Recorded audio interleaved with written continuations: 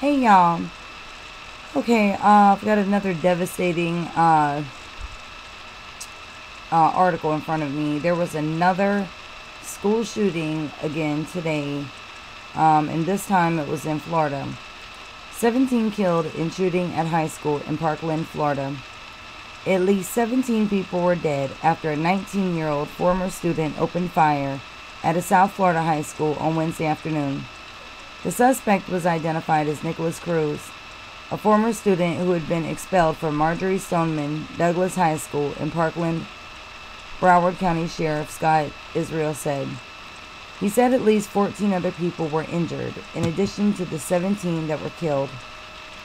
Officials believe the gunman had AR-15 semi-automatic rifle, but it was unclear whether he had any other weapons.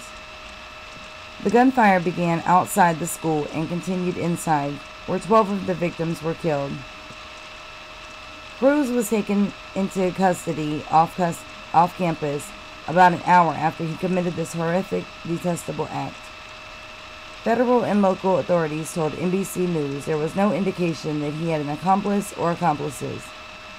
What we know so far: 17 people were killed, according to officials, both inside and outside Marjory Stoneman Douglas High School in Parkland, Florida. The shooting started around 2:30 p.m. Eastern Time on Wednesday as the fire alarm sounded. A suspect, Nicholas Cruz, 19, a former Douglas High student, believed to have been armed with a semi-automatic rifle, is in custody. Parkland in North Broward County is about 30 miles northwest of Fort Lauderdale.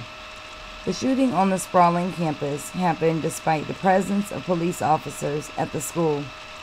Broward County Schools Superintendent Robert Runcie said at least two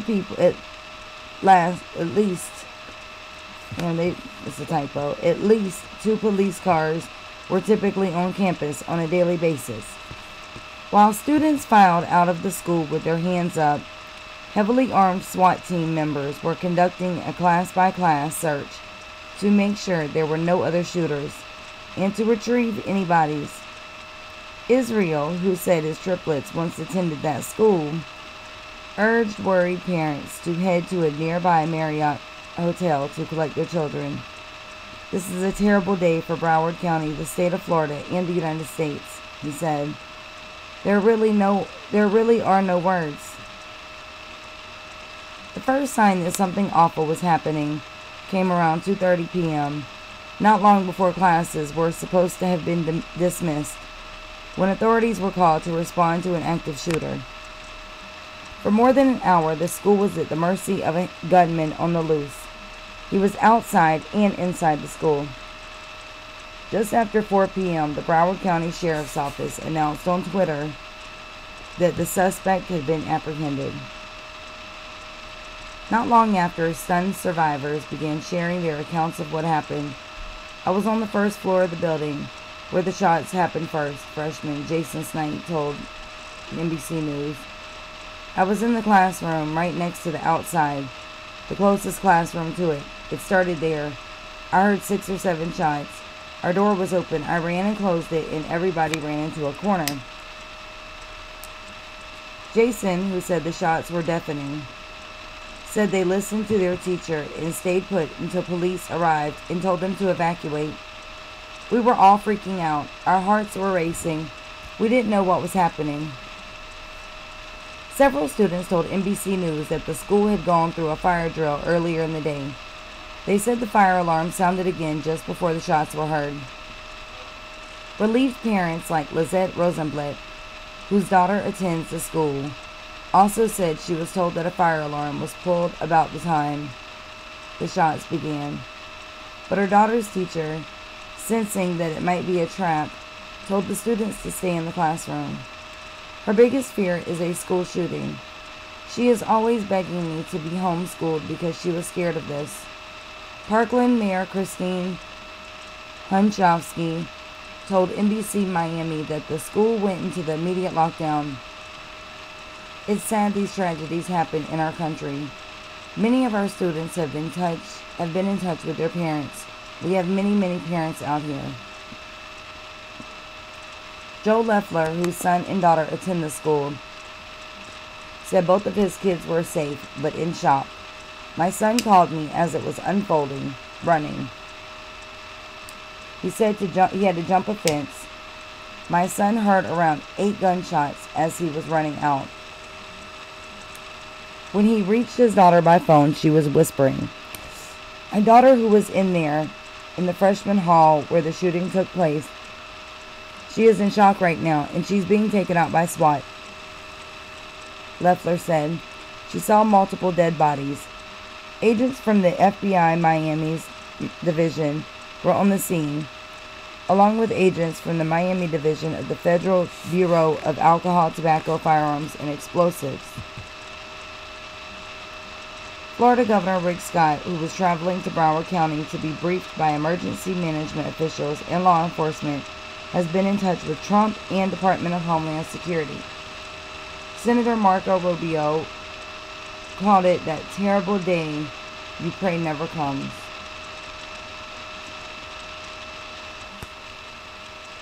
So sad. Oh, my hearts and my prayers go out to these parents and the friends and students and everyone who had to witness this and who lost a child. It's so sad. Recent school shootings. NBC News has compiled a list of shootings incidents that have resulted in injuries or deaths at elementary, middle, and high schools since the beginning of 2018. As of February 5th, a total of 4 people have been killed and more than 20 have been injured in these shootings.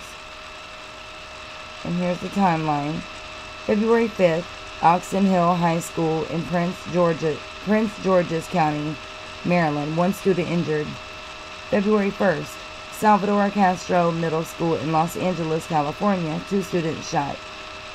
January 23rd, Marshall County High School in Benton, Kentucky, 2 students killed, 18 injured. January 22nd, Net Charter High School in New Orleans, Louisiana, 1 student injured. January 22nd, Italy High School in Italy, Texas, 1 student injured. January 10th, Coronado Elementary School in Sierra Vista, Arizona, 1 student killed. Okay, so I'll play these videos so y'all can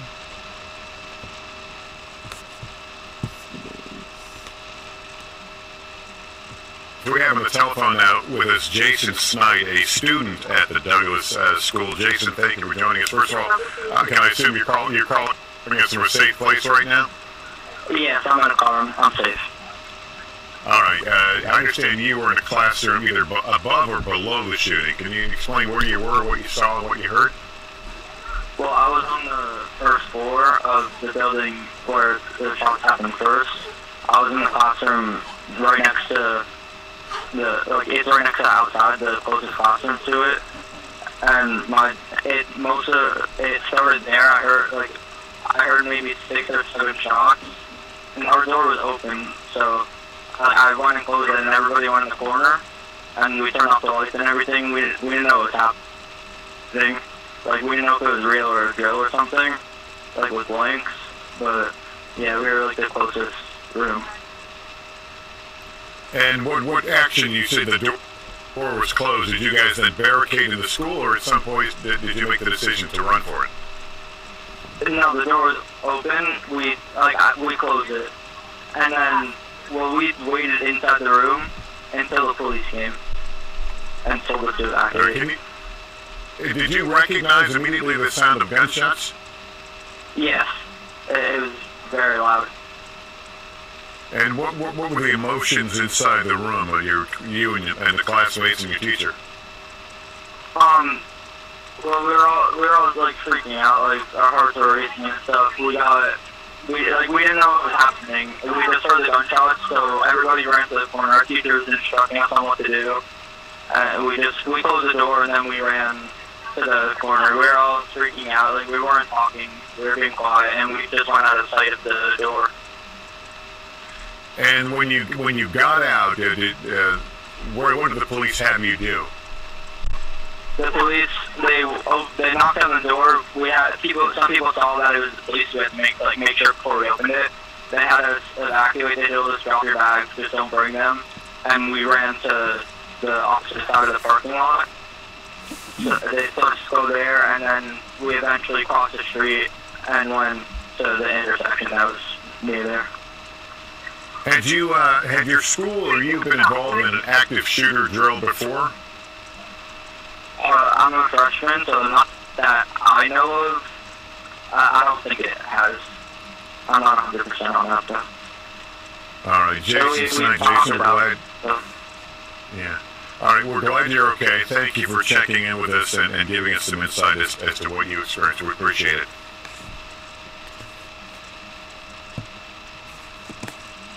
What officials describe as a horrific scene is still unfolding at this hour inside a sprawling high school in Parkland, Florida. Okay. And I'll play the other one for you guys.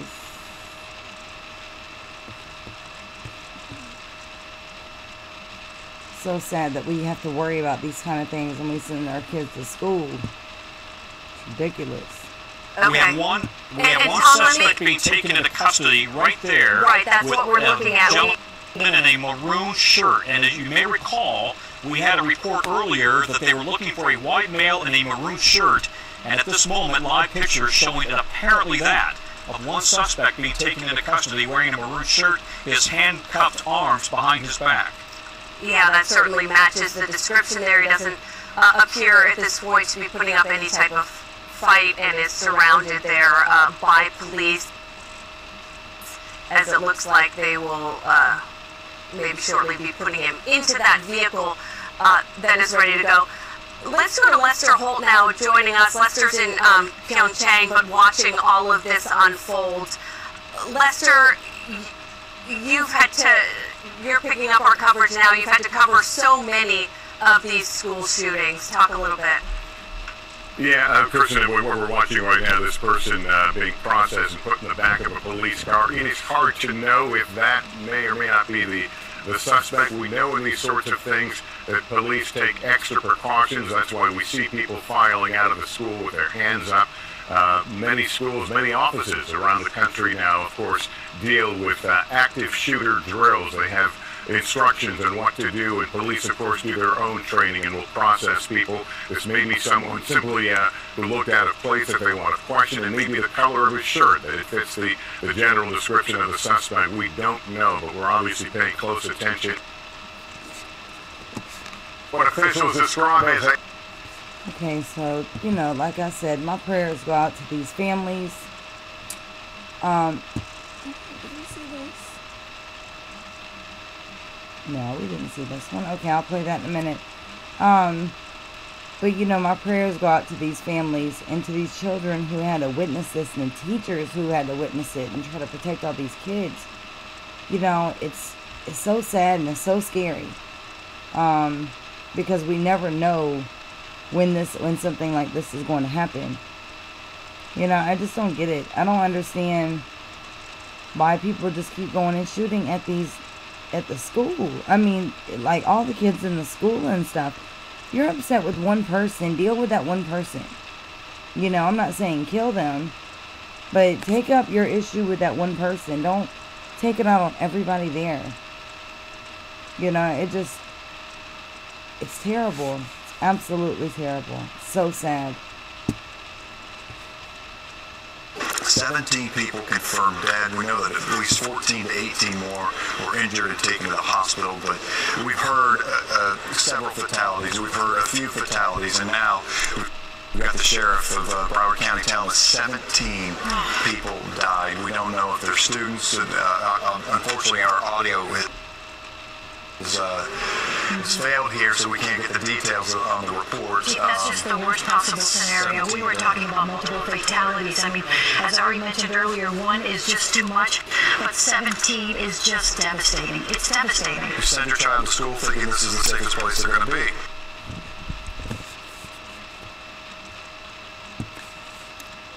Okay, so I just wanted to share that with y'all. A horrific scene is still unfolding at this hour. Okay, I just wanted to share that with y'all. Thank you for watching. Leave your comments and feedback below. If y'all would like to send me anything, you can do so in my email that's listed down below in the description, and my Facebook link is also in the description also. Thank you, and you guys have a wonderful night.